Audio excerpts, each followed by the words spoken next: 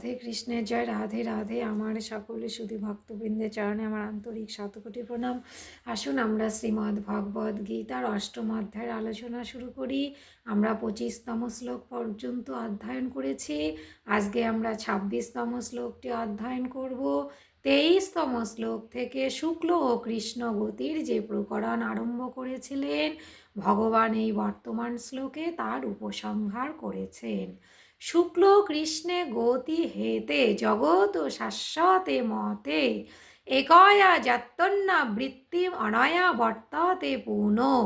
কারণ শুক্ল এবং কৃষ্ণ এই দুটি গতি কিন্তু অনাদিকাল হতে জগতের সঙ্গে সম্পর্কীয়। এর মধ্যে একটির দ্বারা মোক্ষ লাভ হয়, অর্থাৎ পুনর্জন্ম হয় না, আর অপরটিতে পুনর্জন্ম হয়, ফিরে আসতে হয়। আমি তো একটু আগেই বললাম যে প্রভু আজকের এই 26তম শ্লোকে শুক্ল এবং কৃষ্ণ এই দুটি গতির উপসংহার করেছেন। আমরা কোনো সংজ্ঞা লেখার পর বা কোনো একটি জিনিস ধরুন কোনো একটি গল্প একজন লেখক লিখছেন, তখন শেষে তিনি কি করেন, সেই গল্পটি সারমর্ম হিসেবে উপসংহার তুলে ধরেন। ভগবানও তাই করেছেন। এই শ্লোকের দ্বারা কিন্তু শুক্ল এবং কৃষ্ণ গতির উপসংহার করেছেন। দেখুন, শুক্ল পক্ষে গতি হেতে জগৎ ও শাশ্বতে মতে। শুক্ল এবং কৃষ্ণ এই দুটি পথের সঙ্গেই জগতের সমস্ত চর অচর প্রাণীর সম্পর্ক আছে। তাৎপর্য হলো এই যে মানুষের ঊর্ধ্বগতির সঙ্গে তো সাক্ষাৎ সম্পর্ক আছে, এবং চর ও অচর প্রাণীর সঙ্গে তার কিন্তু পরম্পরাগত যে সম্পর্ক, সেই সম্পর্ক রয়েছে। কারণ চর ও অচর প্রাণী ক্রমানুযায়ী অথবা ভগবৎ কৃপায় কখনো না কখনো মনুষ্য জন্ম লাভ করবেই, এবং মনুষ্য জন্মে কৃত কর্মের ফল অনুসারে ঊর্ধ্বগতি, মধ্যগতি বা অধোগতি প্রাপ্ত হয়। অতএব তারা ঊর্ধ্বগতি প্রাপ্ত হোক বা না হোক, তাদের সকলেরই কিন্তু ঊর্ধ্বগতি অর্থাৎ শুক্ল ও কৃষ্ণ গতির সঙ্গে সম্পর্ক থাকে। মানুষের মধ্যে যতক্ষণ অসৎ মানে বিনাশশীল বস্তুর গুরুত্ব থাকে, আকাঙ্ক্ষা থাকে, ততক্ষণ সে যতই উচ্চভূমিতে আরোহণ করুক না কেন, তার মনে অসৎ বস্তুর গুরুত্ব থাকায় সে যে কোনো সময় অধোগতি প্রাপ্ত হতে পারে।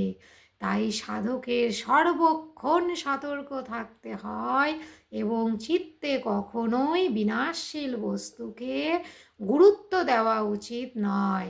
তাৎপর্য কি, পরমাত্ম প্রাপ্তির জন্য কোনো লোকে বা জনিতে কোনো বাধা নেই। এর কারণ হলো কি, কোনো প্রাণীরই পরমাত্মার সঙ্গে কখনোই সম্বন্ধ বিচ্ছেদ হয় না।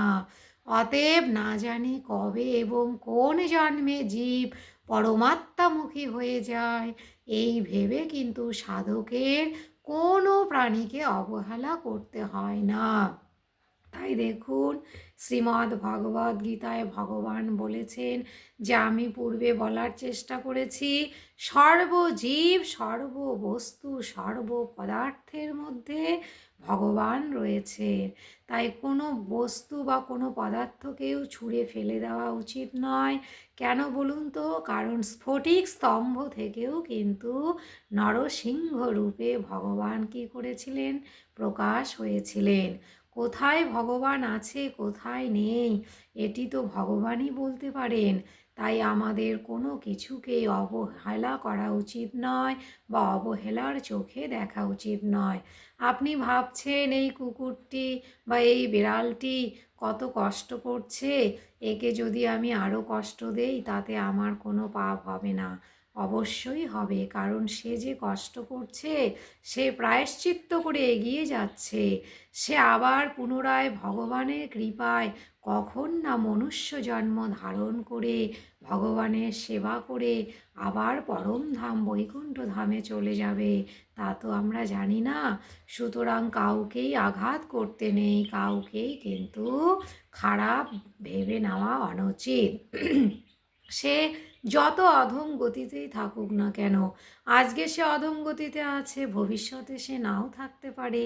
এইটি তো স্বাভাবিক, কারণ আমাদের আত্মার সৃষ্টি হলো পরমাত্মা থেকে, আর যেখান থেকে সৃষ্টি সেখানেই চলে যাবে একদিন আমাদের আত্মা। এইটিই তো বাস্তব সত্যি। এবার আসুন গীতা মাহাত্ম্য নিয়ে আলোচনা করি। রত্ন পুণ্যাং মহিংসার্বাং প্রতিগৃহ্যা বিধানত গীতা পাঠেন চৈকেন শুদ্ধ স্ফটিকবৎ সদা। অন্যায় পথেতে ধরা লোভী ভোগকারী নিষ্পাপ কলঙ্ক চিত্ত হয় গীতা পড়ি। দেখুন, ধরা মানে কি বলুন তো? ধরা মানে কিন্তু পৃথিবী।